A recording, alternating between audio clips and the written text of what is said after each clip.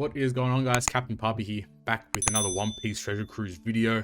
Today we got a little bit of interesting news. In fact, we received a letter from our producer Yoshi-san for both the global and JP version on the official One Piece Treasure Cruise global account. And this letter is quite interesting. There's a lot of information to unpack here. We got even a scheduling as well. It's very rare for this to happen on global. First and foremost, I want to say that transparency is always a positive thing. I really do appreciate the fact that we received a letter in the first place. I appreciate that we finally got some communication after 5 months of what I would personally call a huge backward step in the community after the Roger and Odin event release. So I guess we'll hop into this letter and we'll have a read of it, and I'll break it down in my own opinions. And just to preface everything, these are my thoughts and my opinions and everything like that. So we'll see how we do. To our One Piece Treasure Cruise community, first, we would like to thank you for the many comments you've sent us. We want to take this opportunity to address some of the feedback you provided. I want to preface this as well. Todd did make a video. Make sure you go check out Tosi's video. That video is excellent as per usual. Todd creates fantastic content, but I thought I'd put my own swing on things and, you know, give my own thoughts and opinions. And obviously on the GGP podcast, we'll have the array of individuals of us having a chat about this letter and what it all means. But I want to first start with this first paragraph here.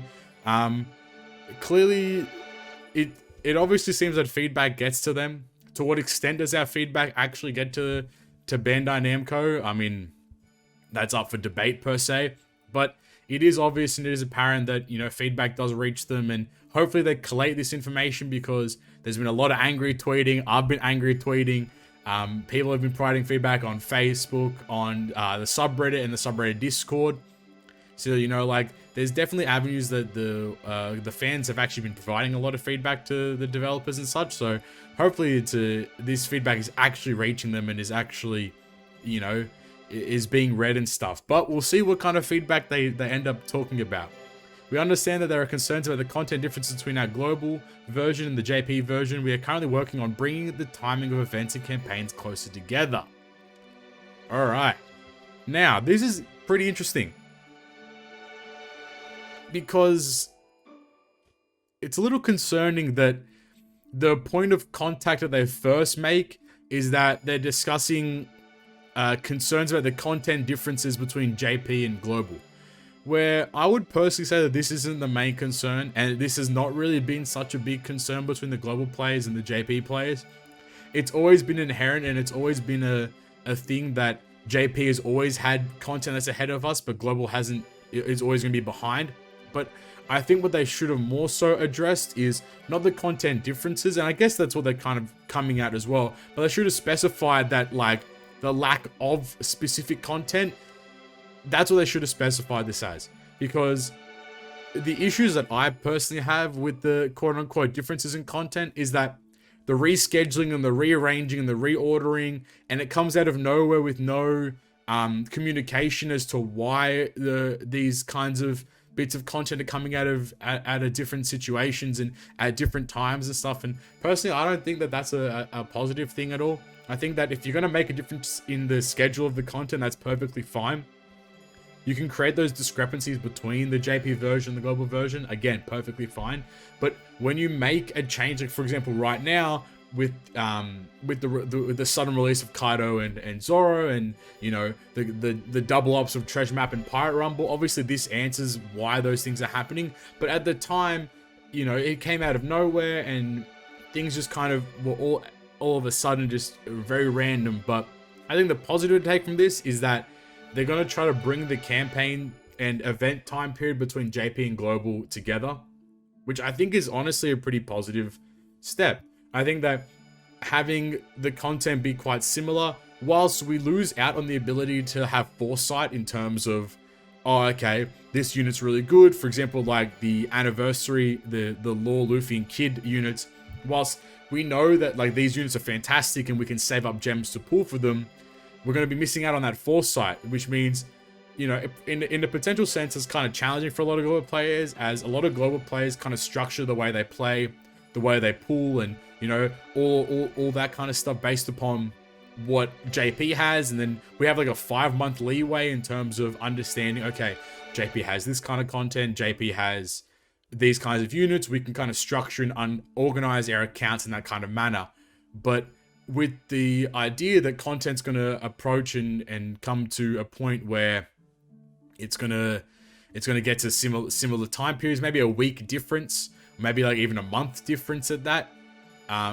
It's going to be a lot harder for us to have that foresight and to make these decisions, which again, though, what the benefits of this being are, we're going to be on a similar time path, means when hype stuff happens on the JP version, similarly, we as global players will also be excited and very hyped for this kind of content too. I think in that sense it's positive because it adds a little bit more invigoration to the game. It adds a little bit more excitement and a little bit more joy to seeing when we get those data downloads, or we get the unit downloads from Mask and Andlord.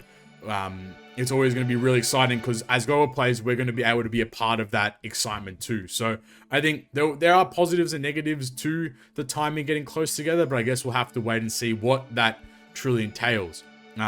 This means we've had to and will have to reschedule some of our content and events. However, rest assured that all the characters that have been released in Japan after February 2020 will also be available for global.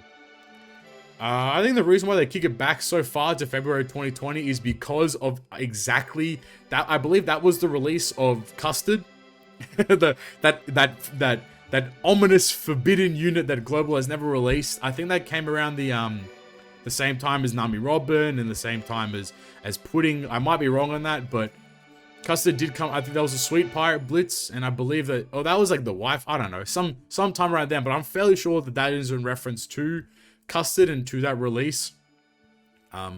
So it's going to be interesting to see what they do there, which we do have a schedule thing, but we'll get into that after this part. Additionally, we have prepared a tentative schedule that we plan to implement to make up for the events and campaigns that have been skipped so far. We would like to ask you for your patience while we work on this. Personally, this is a cop-out, in my opinion. I think that there's no way, shape, or form that these events shouldn't have happened, or there's no reason why they shouldn't have been released. I would have much... once again, this letter's fantastic and we appreciate it, but I'll have much rather them to put their hand up and say, we messed up with our scheduling, we were poor at organizing ourselves and getting things out on time and getting things out in a reasonable manner. Because there have been many periods of time where literally no content is out. We've had month-long periods of no content where a lot of these things in their schedule, which we will get to, they could have easily slid in and kept up pace with where we're at today. Now we're in a position where they're trying to catch us up to JP, so content is going to be very full on and very quick. I want to go to my quote tweet of this because I think a fantastic thing written by Broke and Famous. Shout out to Broke.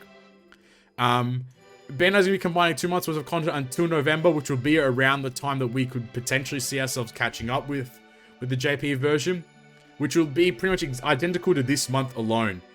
And I think that what that means is exactly what he's saying is this month, right now, we have a treasure map that has 2 treasure map characters. We have a Pirate Rumble that has 2 Pirate Rumble characters. Most likely from now on, we'll be receiving 2 legend batches in a month, potentially at least, or both legend badges combined into one banner, or like parts of a banner. So just be prepared that content is going to be doubling up for global for a period of time until we get to that point where we're either caught up or we're at the sufficient point that Yoshi wants us to be at in comparison to the JP version. We take feedback for our players seriously and want to assure you that we are working hard to make One Piece Surgical a fun experience for all players worldwide. We will have more information to share at the end of July in a special producer video. This is a make or break part for global.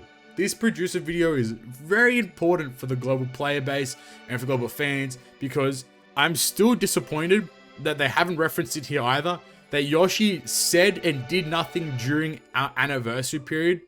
I think that in a sense it's kind of a lack of respect for the global players, because if for any sort of gacha game, and you can't argue against this, the anniversary period for any gacha game is the most hype, the most exciting period of time.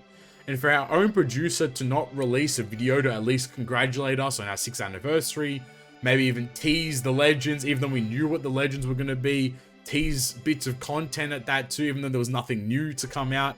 I mean, those things are irrelevant, but more so with the lack of a video from Yoshi, even the lack of a letter like this saying, hey, You know, congrats on the 7th anniversary, blah, blah, blah. I think that needs to be addressed. And I think that we take our feedback from our players very seriously. I don't necessarily agree with this a lot, because what this letter is doing is that it's addressing the scheduling problems. And while that is fantastic, and while we've needed to address these schedule problems for a long period of time, there are still a lot of issues with this game. So I want to reiterate that this is a step in the right direction, but this does not wipe any ill will we have with like how the game is being handled. At least for me personally, I'll speak on my own behalf.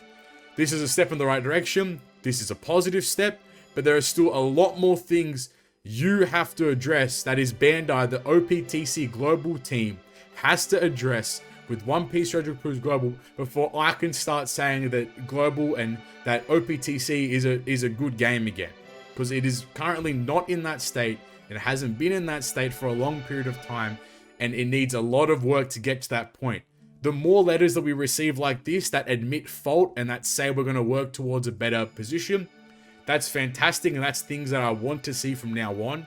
I don't want to go on these 5-month hiatuses that we've seen, I mean, almost 6 months now since the release of Roger and Odin, where they say nothing for 6 months, and then at the end of 6 months say, hey, we're sorry, oh, we're doing this, and then everyone just forgets the faults. We cannot forget the faults of Bandai. Whilst this is a positive step, there's a lot more things that we need to do in order to get Global back on track to the way it was. To like, from French Annie last year even. Yoshi came in French Annie last year. That Sugo Fest, the Shanks Crew and Arlong Crew Sugo Fest, is probably still the best Sugo Fest on Global to date. And that was almost a year ago to the day. We're almost approaching that French anniversary time. Yoshi's been in here for a year. If we were to review Yoshi's whole year at One Piece Treasure Cruise Global Producer, I would say it's quite lackluster and it isn't effective at all. He made a bang coming in with the French anniversary. The One Piece Day was fantastic, although I don't know if he had a hand in that. And then the New Year's stuff, that being the Roger and Odin release, was awesome. But then from New Year's, or from January until right now in June, Global's been terrible. and there's no if or but or excuses about any of it. So I'm really hoping that this July producer video talks about that and discusses that and identifies that, hey, we messed up. We're going to try our best to take a step forward and really approach releasing better content for the game and releasing a lot more stuff. So we'll see where that goes. Now the schedule. So we're gonna have a new thing slated for late August. So this is gonna be around French anniversary time. Honestly, I'm not 100% sure what this special rare recruit return event was. I'm guessing this is some sort of Sugo Fest that was related to a re-release of limited rare recruits and TM rare recruits and such. But you know, we'll be running an event with amazing gifts instead. This will be probably a global first event or global exclusive event, so hopefully that's interesting. We finally get a shout for the World Journey collab. While this is great, it annoys me because what they're going to do, and I already know for a fact what's going to happen, is they're just going to release all the World Journey collab Sugo Fest back to back. And like, it's not doing us any pleasure. Like, we're not getting anything from it. Whilst we are getting the World Journey collab units, and like, that's awesome, we don't get anything from this. Like, it's just the Sugo Fest will be available. People will have the means to pull them now. But ideally, what I'd like to see from this is release maybe 1 or 2 World Journey banners that have all the World Journey units past and present on it, and just release them as they are. Don't release like 6 different banners that's going to have each separate World Journey unit on it. We want one banner that has everything on it, or maybe a couple banners that split it up into like one Sugo Fest, 3 parts, and each part has some sort of World Journey units on it. Me personally, I wouldn't want 6 different Sugo Fests that have each one. I'd prefer one Sugo Fest that has like 1 or 2 or even 3 parts that splits up all the World Journey units on them, so then me as a player can choose which part I want to pull on. The Ichiban Kuchi collab units, this is good. I really hope they approach it in a good manner and they guarantee the Luffy at like 3 multis or 4 multis max, and guarantee the Nami after 1 or 2 then. The Luffy is a super type unit. He is pretty strong. I think Nightmare JP has made some great videos on that Luffy clearing, I think, Garb challenges. So like it is a super type unit, and it is a kind of rare recruit exclusive kind of unit. So hopefully that goes alright. But this is the most interesting part here. The characters in the Sweetie Party Blitz Battle will be slated to be available throughout October. I'm gonna be real, Bandai. We don't want a Blitz Battle. We do not want to play the Sweet Party Blitz Battle. I'm gonna be completely frank, completely honest with you. Do not make it a Blitz Battle. No one wants a Blitz Battle. No one wants to compete in a Blitz Battle. No one has time for a Blitz Battle. So don't do a Blitz Battle. Release Custard as a free unit, and that's it. Don't make it a Blitz Battle. Don't make it a ranked event. Make it a point farming event, and then give us good Chopper Man mission rewards, and that's it. I personally don't want a Blitz Battle, and I don't think many people want to farm a Blitz Battle right now, especially with all the double up of content that's going to be occurring.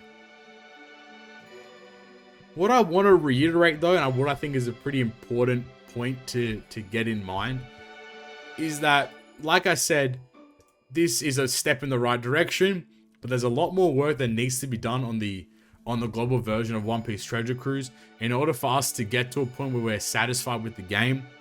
I think this producer video is going to be a very big make or break point for the global players, especially seeing how Yoshi addresses the global player base and how he either shows respect and admits fault in terms of how the game's been handled, or whether he blindsides it and just says, oh, we're going to release XYZ and everything's okay again. In my opinion, the game is not okay. In my opinion, there's a lot more work that needs to be done with the game to get it back to a good position. It's been a 5-month hiatus is what I'd call it, of just absolutely little to no communication, little to no feedback. I just hope that from now on, we get these regularly and we actually get some, respect back for Yoshi. Because, I'll admit I was on the Yoshi hype train for a long time. But then as soon as he started not showing any sort of concern for the global player base, I kind of turned a blind eye, and I realized that, maybe he isn't at all he cracked up to be. And I think that maybe there's cracks in his armor definitely showing when it comes to trying to handle both the global player base and the JP player base at the same time. I really do hope that this is a step in the right direction. And mind you, releasing a letter is definitely a step in the right direction, but we really need to push now. And we really need to make up for these last 5 months. I think getting closer with Japan will be interesting to see how that goes. What the time disparity is will be interesting to see. But I guess we'll get a lot more information in that July producer video.